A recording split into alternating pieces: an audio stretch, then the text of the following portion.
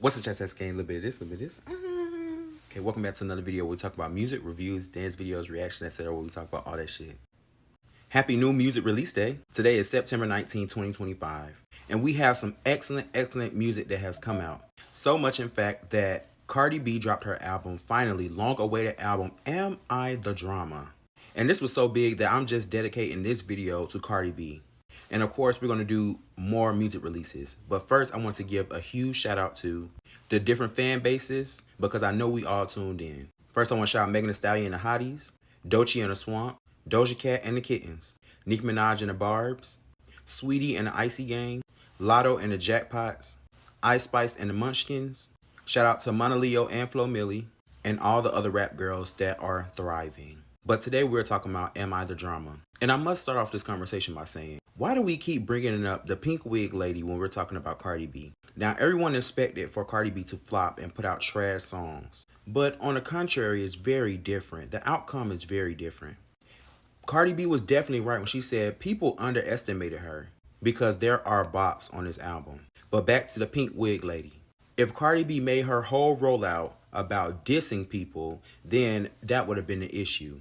Or if most of her tracks on her album were dissing the pink wig lady, that would have been the issue. But since the music is great, people can't find an issue with anything, so they have to bring her up. Just like y'all say Cardi B tried to jump in the beef between the pink wig lady and MZA. Also with Cardi B making the announcement about artists not wanting to be featured on her album. Honorable mention SZA and Beyonce.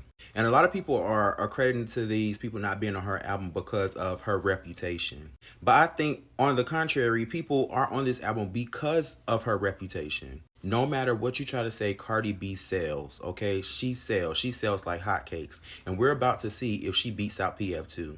Now, allegedly Atlantic Records might not be on Cardi B's side, but the industry and the general public definitely is. I don't care how many times y'all try to say that she called racists out of their name, say she's violent, all the things. But the most important thing that Cardi B represents is real people, real emotions, real events, real reactions. Just like her most recent lawsuit with this court case about her assaulting a woman because the fan was obsessed with her and was following her. Then she turned around and threw a marker at a paparazzi person because he was being disrespectful. So people feel like that's why a lot of people were not featured on her album. Also, a lot of people feel bamboozled about two features that was on this album. That being Janet Jackson and Megan Thee Stallion. Now, I'm not going to lie. I knew WAP and Up was on this album, but I didn't know that Megan Thee Stallion wasn't going to have a separate song.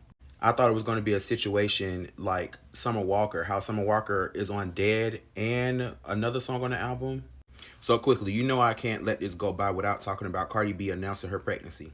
So as much as I didn't want this to be true, it is. Because people drag Cardi B over and over and over and over again for always being pregnant. And that makes me wonder and be worried about the tour, right? Which a lot of fans and people are. But Cardi B has come out and reassured her fans like me and new Barty Gang members such as myself that she's not pulling any punches when it comes to this tour. She's going to have this baby and she's getting straight to work, which she's not going to have a choice because this album is going to win awards. So opportunities on performances, on appearances, magazine covers, Cardi B literally can't afford to miss. And she has all the momentum behind her.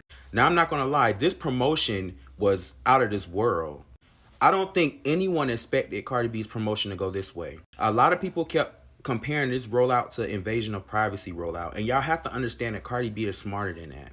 No matter how y'all deem her to be ghetto, trash, and all these things, the things that y'all consider her that, I don't.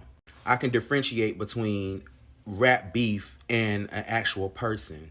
And to be honest, it's so much that was going on in Cardi B's life, from her husband cheating to a divorce to her pregnancy to people doubting her about her album. So I understand why she was sitting there crying on stage with Ebro during, her release party or her release thing. Now, I have to tell you, my most anticipated track on this album was Hello. I believe she debuted it at a WrestleMania event or something wrestling type event. And I have been hooked since. But of course, Imaginary Players. I don't care what nobody say. I got Imaginary Players the first time. I feel like Imaginary Players is a classic inside of Cardi B's discography.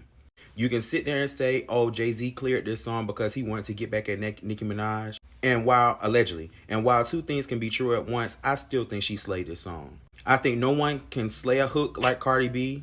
No one can perform or convey those type of emotions that Cardi B does. So let's get into this album. So first of all, this album was long as hell, which is disrespectful. But I feel like if she didn't have this many tracks on the album, people would have been disappointed. So no matter the length, I feel like you would have had some people that were upset if it was shorter or if it was longer. Do I think she got her point across? Yes. Is it more than 10 bops on this album? Yes. Did I listen to every song on this album in its entirety? No. Did I look up the ones that I didn't listen to? Did I look up the lyrics? Yes. Because even on Invasions and Privacy, it took me a long time to like the R&B or melodic songs. Songs like with Kehlani, like Hit My Phone, Get Up 10. Those type of songs took a long time to grow on me, but they are bops. So let's get into this track list. You got Dead with Summer Walker. We're going to go over the features. Dead with Summer Walker. Pick It Up with Selena Gomez. Safe with Kehlani. What's Going On with Lizzo. Shower Tears with Summer Walker. Better Than You with Cash Cobain. On My Back featuring Loud Riz. Principal featuring Janet Jackson. And Nice Guy featuring Tyler. So I'm going to save some time and go over my bops on this album. And then I want you to get down in the comments and drop below and let me know what's some of your favorite songs on this album. Or if you didn't like the album at all. Or if the album is skipless. Because I've been seeing different reactions to this album. Some people are saying the album is skipless, which I don't agree. I think it's maybe at least like 4 or 5 skips on here. And some people feel like this is trash. Because I feel like they biased and they are aligned with the pink wig lady. Or whoever else is in the industry. And they can't accept artistry. Now, you can believe, rap started a certain type of way, but if you're going to uphold that, do not sit here because Cardi B is receiving radio play, you sit here and switch up. Don't stream the music at all. That's my problem. People be wanting to play both sides. If you're going to play both sides, just stay neutral, such as myself. You can listen to whoever you want to. So Dead featuring Summer Walker was a great opener. It's me, hello. It's me, hello. That's my song. Definitely top 5. Magnet, oh my God. The most important line that stuck out to me is when she was talking about JT about putting a dildo inside a Uzi behind, allegedly. Magnet is a bop, period. Y'all need to go listen to that. That song is crazy. Pick It Up with Selena Gomez definitely grew on me because I don't really listen to Selena Gomez's voice. I'm an old Selena Gomez fan. Like, it comes naturally, Selena Gomez fan. Of course, Imaginary Players is number 1 for me. Woo! Bodega. Bad D. Okay, top 5 on the album. Fire. Salute. I like the hook of Salute, but I don't think I like the whole song. This has really been a year of Kehlani. Safe is okay. I like it. I haven't reviewed the music video and all that kind of stuff, so it's a song that I'm going to have to revisit. Man of Your Word is about her ex-husband. I think y'all should go listen to that. Lyrically, it's amazing.